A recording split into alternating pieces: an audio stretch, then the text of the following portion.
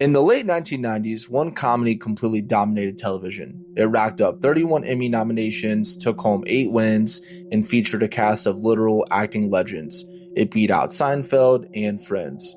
Yet today, it's practically a ghost on streaming, and almost no one talks about it. This isn't just a forgotten sitcom, it's a brilliant unhinged masterpiece hidden in plain sight.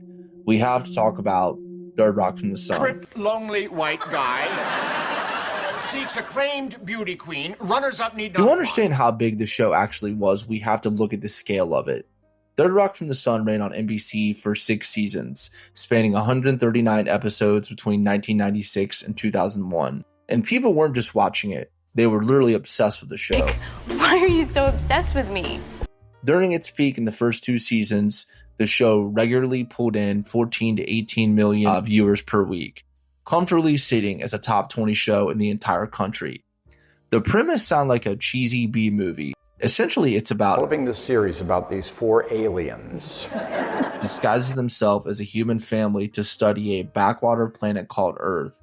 They land in a fictional college town in Ohio, take on the last name Solomon, and try their best to blend in.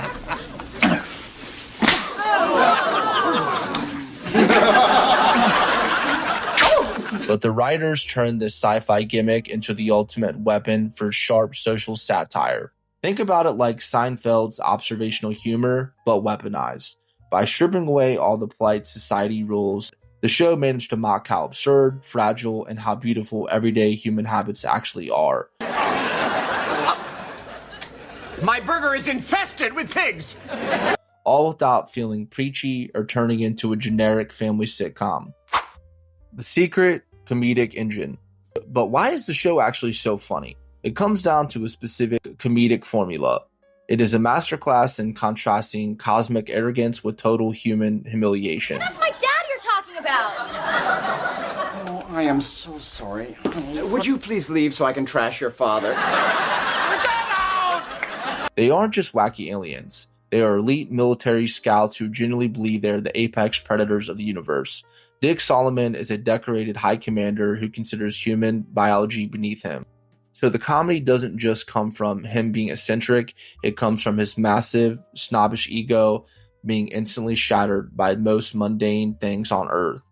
The writers constantly trap these hyper-intelligent beings in situations that force them to care about trivial things like driving tests, grocery shopping, or office politics. Nina, I want my name painted on this door, and I want it twice the size of hers, 3 times the size. They don't just participate in human life, they attack it with a level of intense aggression, commitment that makes standard sitcom setups feel completely toothless. The Lithgow Masterclass. A genius joke engine is nothing without a lead who can anchor the chaos. While the entire cast was brilliant, the show completely lived and died on John Lithgow's performance as High Commander Dick Solomon. Lithgow didn't just play a wacky character. He committed 100% to the raw physical reality of the scenes. He brought a massive theatrical energy to the screen, playing Dick with the giant intellect of a scientist but the fragile ego of a toddler. You genuinely believed he was an alien because he never winked on camera. Take the famous season 1 episode Dick Smoker. When Dick gets a standard human cold, he completely mistakes the biological symptoms for impending mortality and panics. He seeks comfort and he accidentally stumbles into a severe cigarette addiction. Those things will take 10 years off of your life. Yes, but that's off the end of your life, and those years are crappy anyway.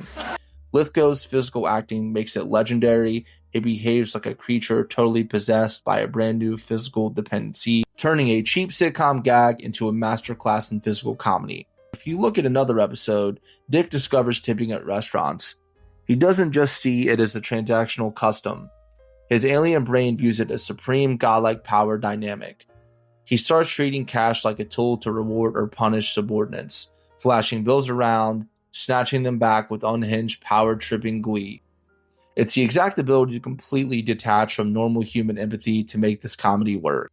Looking back, this performance was perfect foundation for later in his career. That eerie clinical fascination with how humans behave is the exact skill set Lithgow used years later to play the chilling serial killer Arthur Mitchell from Dexter.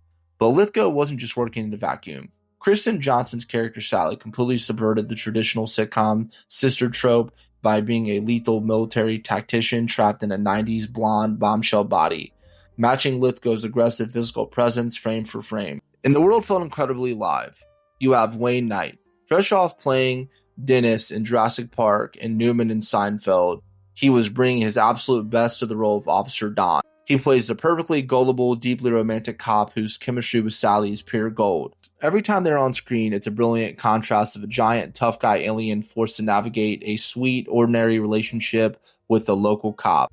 Combined with French Stewart's iconic deadpan squint is Harry, a young Joseph Gordon-Levitt playing an ancient alien trapped in a hormonal teenager's body, and Elle Marie Wendell as a chain-smoking landlady, Miss Dubosek.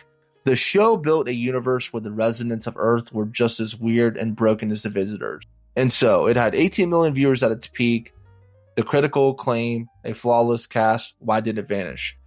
A lot of this comes down to NBC moving the show to more than 15 different time slots over its 6-year run, which absolutely killed its momentum.